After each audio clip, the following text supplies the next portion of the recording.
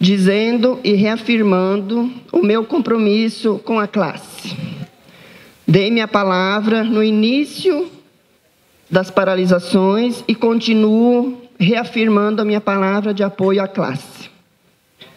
Eu tenho acompanhado nos grupos de WhatsApp dos servidores, tanto da classe da educação quanto do grupo de greve, algumas falas em relação que mais de 90% dos servidores da educação votaram no prefeito Fleury, acreditando, como ele é conhecedor das leis, que ele ia cumprir as leis.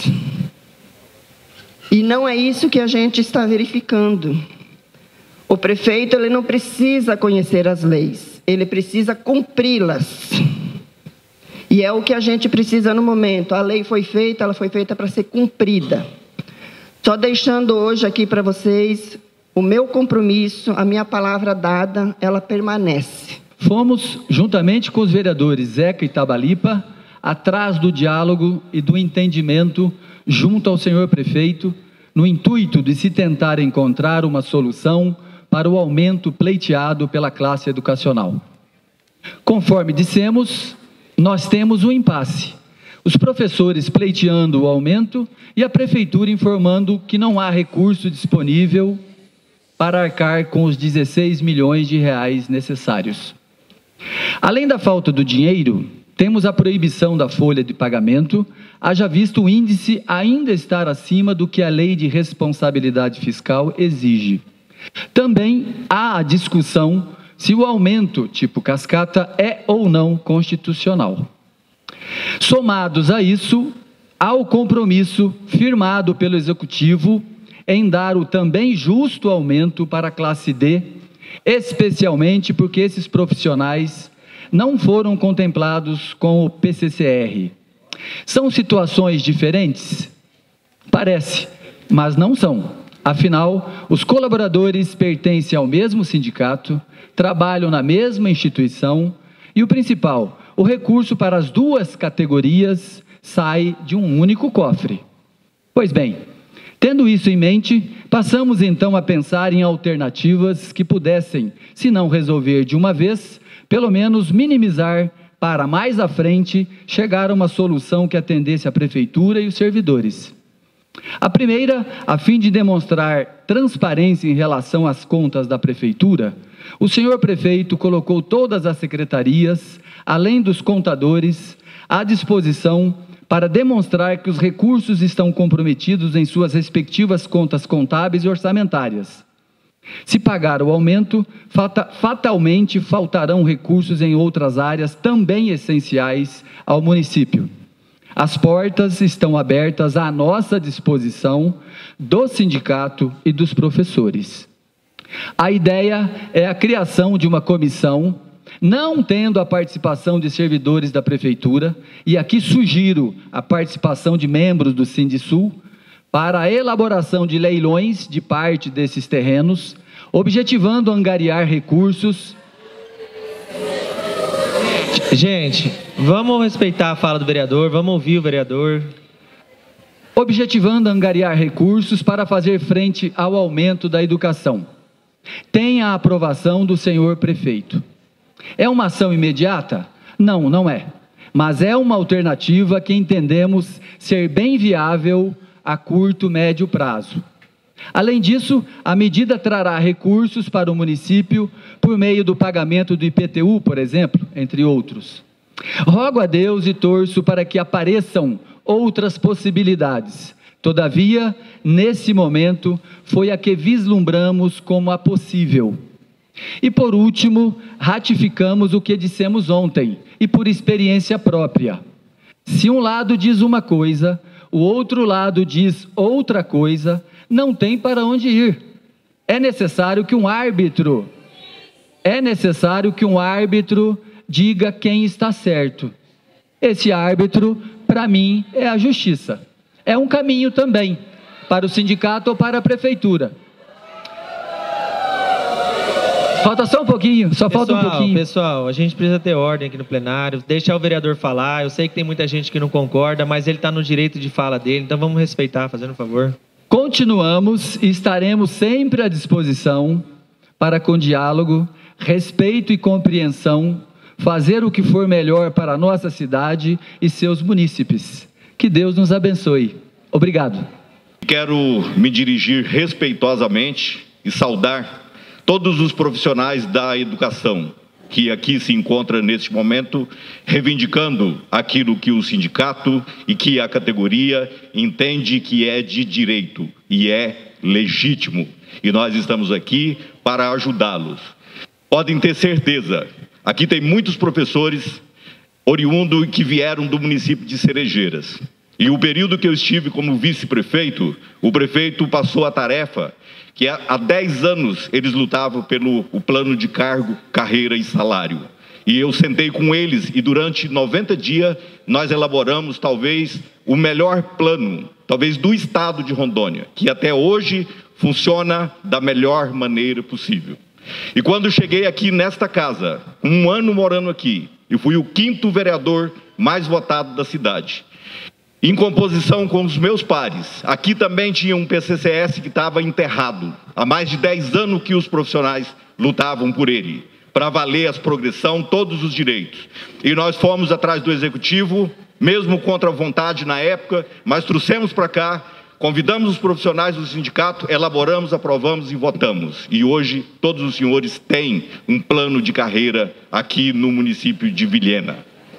Em toda a minha história política, desde os meus 22 anos de idade, todas as minhas pautas foram em favor e em defesa dos servidores, não só da educação, mas dos servidores de uma maneira geral. E vocês deram essa prova, tanto os da saúde, tanto os da educação, no momento da pandemia, no momento do desespero, e vocês lutando de um lado para as crianças não perder o ano letivo e os profissionais da saúde lutando de unhas e dentes para perder o menos de vida possível e causar menos dor. E no nosso entendimento aqui, por que todas as pautas aqui nós sempre votamos e defendemos a categoria? Porque nós, os comissionados, os detentores de mandatos, somos meros passageiros por aqui. Mas os senhores considerados como um dos maiores patrimônios do município, porque os senhores são de carreira, os senhores ficam. Por isso tem que ser bem preparado, tem que ganhar bem, e não é só ganhar bem, tem que ter condições de prestar o trabalho de vocês. Porque vocês prestam o conhecimento, a educação, a vida de vocês para ensinarem os nossos filhos a ser cidadão do bem e fazer um Brasil melhor no futuro, um mundo melhor. Então, nossa gratidão a todos vocês. Nós tivemos uma dificuldade enorme com o rateio do Fundeb, muito bem explicado pelo vereador Pedrinho. Inclusive, fizemos várias diligências, requerimentos. Naquela época, inclusive, os requerimentos eram mal respondidos quando eram respondidos. Então, a união do parlamento possibilitou com que o rateio do Fundeb fosse verdade e fosse realidade a partir, naturalmente, de uma investida do Poder Legislativo, que quando se une, consegue angariar resultados positivos em prol das classes e também do povo de Vilhena. E essa é a responsabilidade do parlamento. Como disse na manhã de ontem, muitas vezes o parlamento possui poucos recursos para poder fazer essa investida. Uma delas, a CPI, ou, naturalmente, a busca pelo Poder Judiciário ou pelo Ministério Público do Estado de Rondônia, que é quem tem o poder da caneta para multar ou exigir que algo seja feito. Através do requerimento, como foi bem protocolado pela vereadora Vivian, a exigência do cumprimento do artigo 73A. Mas, muitas vezes, essas exigências, através de requerimento, não são atendidas. E não há caminhos legais que obriguem o a cumprir, senão a Justiça ou até mesmo o Ministério Público. Mas essa casa está no meio, dentro da formação dos poderes, como bem disse o professor ontem, essa casa está no meio, que é o meio do diálogo. E esse diálogo, esgotando esse diálogo, naturalmente a força da lei. Porque nós estamos aqui para defender o cumprimento da lei. Um dos papéis principais e nascedouros deste parlamento, do parlamento no Brasil, é justamente a fiscalização no cumprimento das leis em apoio e auxílio ao Ministério Público do Estado de Rondônia e dos estados do Brasil. Este é o papel do parlamento. a fiscalização, a cobrança das leis e o controle da aplicação dessas leis. Então esse parlamento não pode e não vai se furtar essa responsabilidade naquilo, inclusive, que está sobre o meu papel. Então isso também o farei. E que os professores também o pedem. Gostaria de convidar todos os vereadores, após a sessão, para esse diálogo com o Poder Executivo. Sei que já tentamos muito, mas faço essa última tentativa e deixo ela publicamente registrada para não dizerem que não tentei. Porque eu fui às ruas e ajudei a eleger. E tenho todo o direito de ajudar a governar.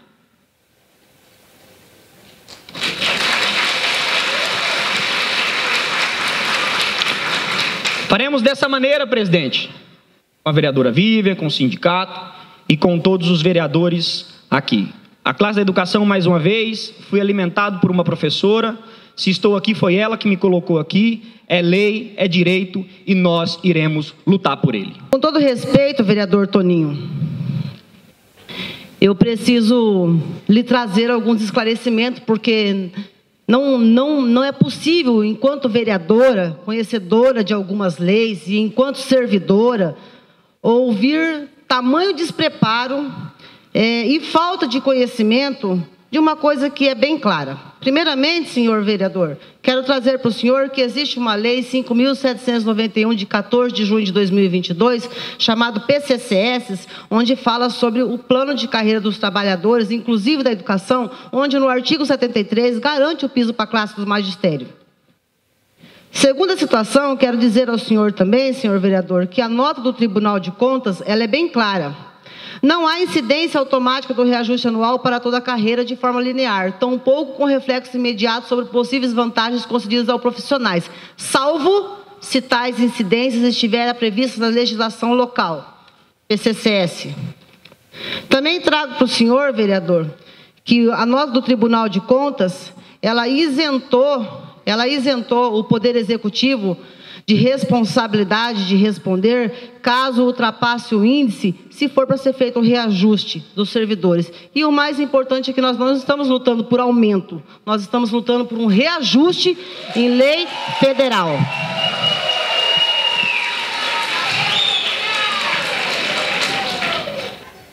Nunca foi fácil.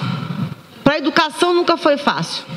Então, Pagani, com todo respeito também à sua pessoa, quando você fala que você vai tentar um diálogo, eu vou desejar toda a sorte do mundo para você nessa situação. Mas toda a sorte do mundo, porque nós estamos tentando com o diálogo com o prefeito desde janeiro. Desde janeiro nós estamos tentando diálogo com o prefeito. Na verdade, um diálogo respeitoso, onde nós respeitamos um quadrimestre, respeitamos um segundo quadrimestre, esperamos o índice baixar. Mas, gente, para de se iludir. A conta não bate.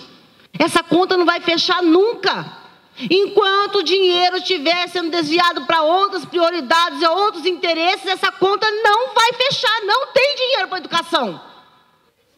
E não adianta querer fazer conversa com o prefeito, querer fazer conversa com o secretário, querer ver planilha. Não tem dinheiro.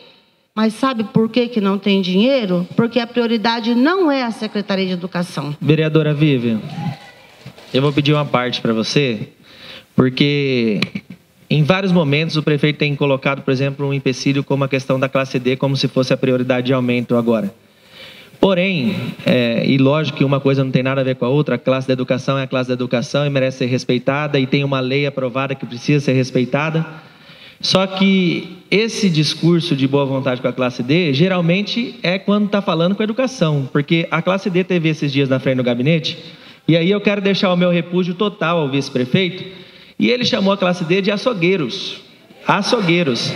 Então, eu acho que um contexto geral, esquecer a questão de aumento, tudo, o que precisa vir do Poder Executivo, Vivian, é respeito ao servidor municipal. Essa é a base de tudo. Enquanto o Executivo não entender que valorização profissional é respeito, isso vai ficar sempre muito difícil esse diálogo. Não adianta poder querer atribuir todos os problemas do município, que vem há anos, e aí culpa de gestores passados, ao servidor. O servidor é quem tem menos culpa, o servidor é quem geralmente se sobressai por trabalhar sem condições de trabalho muitas vezes, por trabalhar se dedicando, muitas vezes tirando de bolsa. Eu tenho uma noiva servidora de educação e inúmeras vezes eu vi ela comprar caneta, comprar lápis do próprio bolso para dar para aluno, porque muitas vezes o aluno não tem condições. Então, ou tem o entendimento do executivo e o respeito aos servidores, ou comigo não conversa mais.